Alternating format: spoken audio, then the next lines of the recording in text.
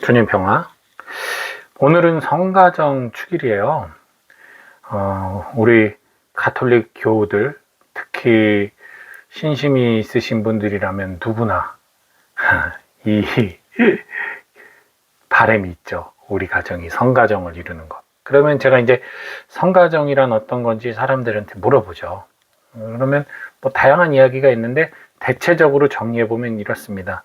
모든 가족들이 한 믿음 안에서 주일미사 함께 참여하고 냉담하지 않고, 그리고 서로 사랑하고 이해하고 배려하고 아껴주며 함께 이렇게 화목하게 싸우지 않고 갈등 없이 함께 잘 사는 것.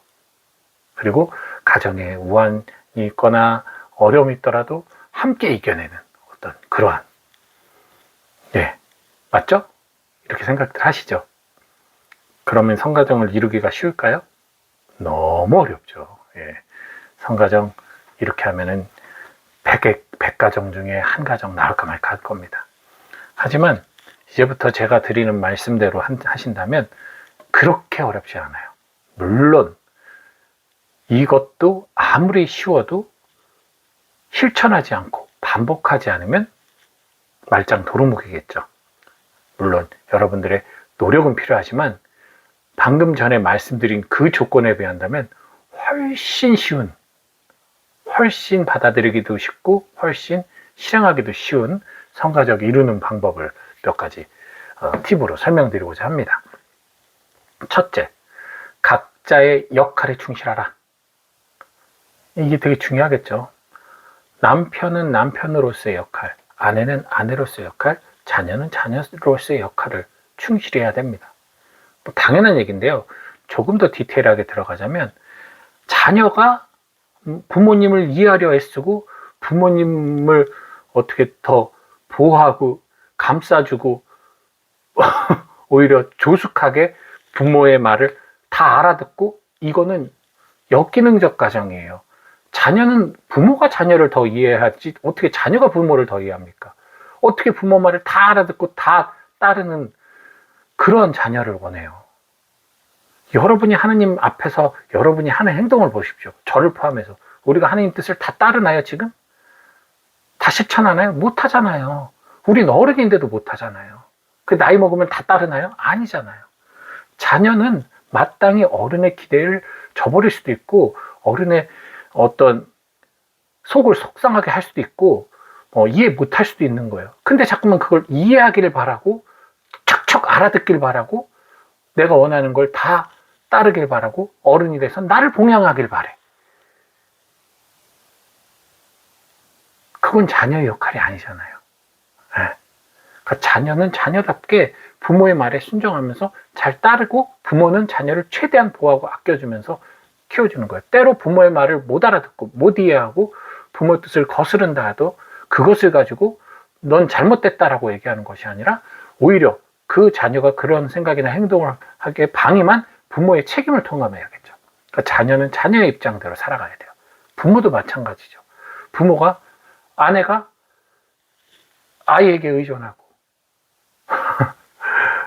어떤 남편에게도 의존만 하고 자신의 역할을 충실히 하지 않는다면 아내의 성역할이 있고 남편의 성역할이 있거든요. 마찬가지죠. 남편도 가족에게, 가족 안에서 함께 하려는 것보다는 자꾸만 밖에서만 돌아다닌다면 당연히 이 가정의 역할이 무너지겠죠.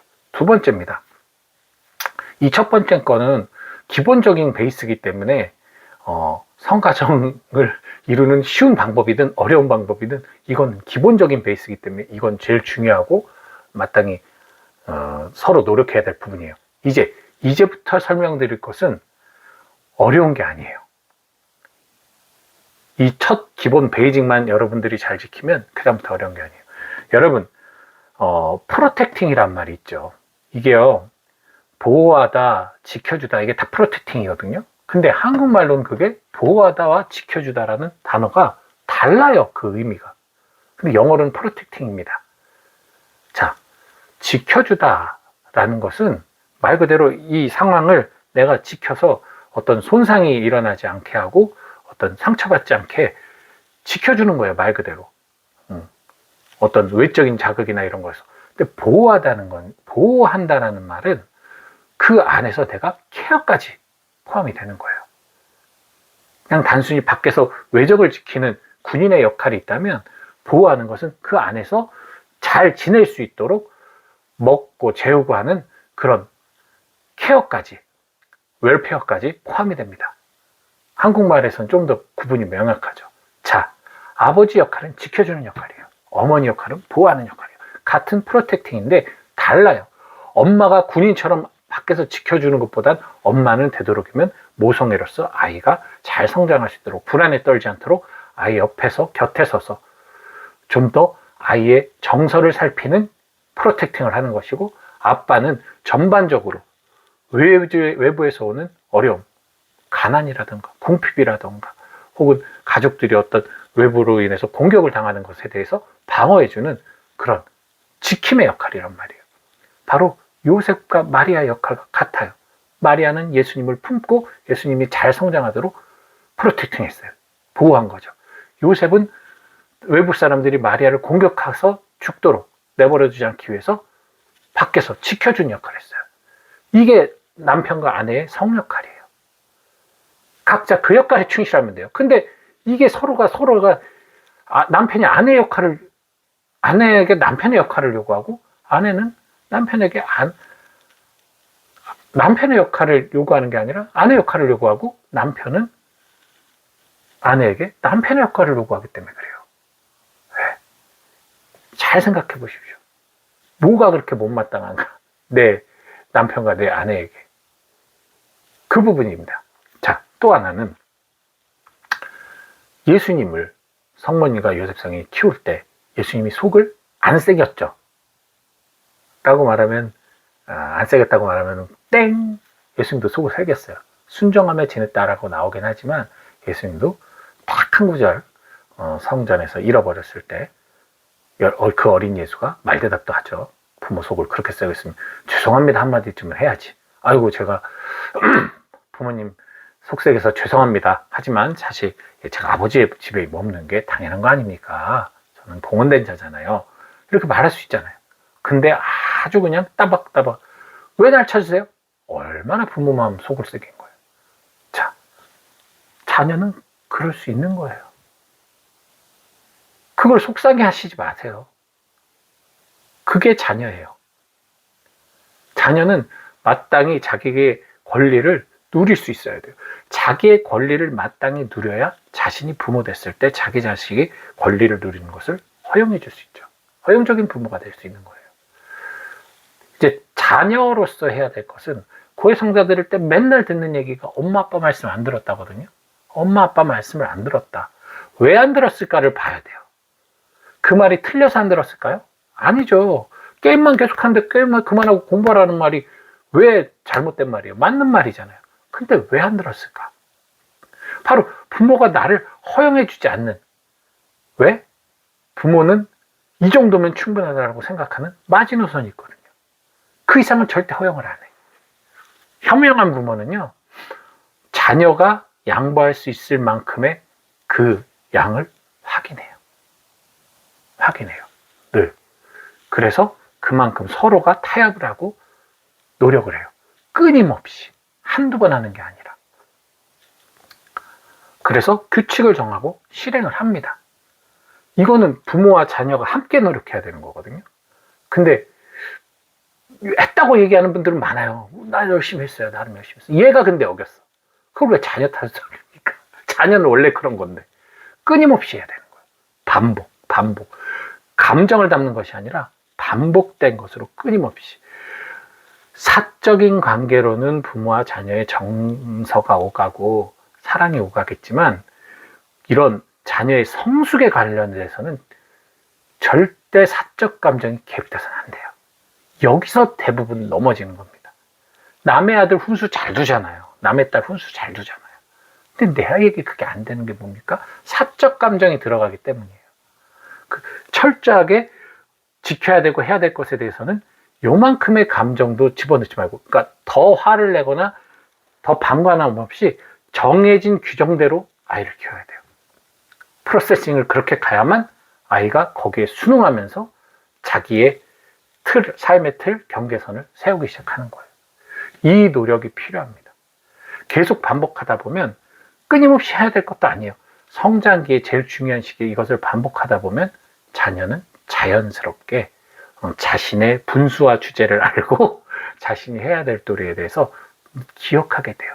실제로 실천을 잘할 수도 있고 못할 수도 있지만 그걸 기억하는 아이와 아무 생각 없는 아이의 성장 후의 모습은 너무나 다릅니다. 저희 어머니 같은 경우가 직장 생활 하시느라고 저한테 이래라 저래라 잔소리를 할 수가 없었어요. 함께 살면서도 피곤하시니까 저를 또 이렇게 막 챙겨주고 하시기가 쉽지 않으셨단 말이에요. 그러니 늘 미안한 마음이 있었고 제가 성적표를 좀 안 좋게 받아도 그거 갖고 화를 내시질 못하셨어요. 미안한 마음이 있으셔서. 자, 그걸 제가 헤아렸어요. 비록 어머니 마음속의 바람처럼 공부를 열심히 해서 좋은 성적 받고 그 어머니가 원하시는 마음의 뜻은 제가 알면서도 실천하지 못했지만 그럼에도 불구하고 엇나가지 않고 혼자 형님도 안 계시고 어머니 직장 생활 하셔서 거의 저 혼자 지냈는데 혼자 제가 나름 착하고 성실하게 살았거든요. 왜 그런 자세가 생겼느냐? 바로 어렸을 때 어머니는 어머니의 규정의 틀을 딱 두셨어요. 혼낼 때는 무섭게 혼내고 품어줄 땐 한없이 품어주시면서 정말 중요한 것에 있어서는 타협하지 않으셨어요. 그 과정이 저로 하여금 제 스스로가 가상의 삶의 틀을 세워서 거기서 벗어나지 않도록 내 스스로가 나를 단속했던 거죠. 저라고 제 주변 친구들 이상한 애들 없었겠어요? 노는 애들이 없었겠어요? 저는 사실 오히려 고등학교 때 제 친구들이 대부분 노는 애들이었어요. 그러나 걔들 따라 담배를 피거나 걔들 따라 술을 마시거나 걔들 따라 사고치거나 한 적이 단 한 번도 없거든요.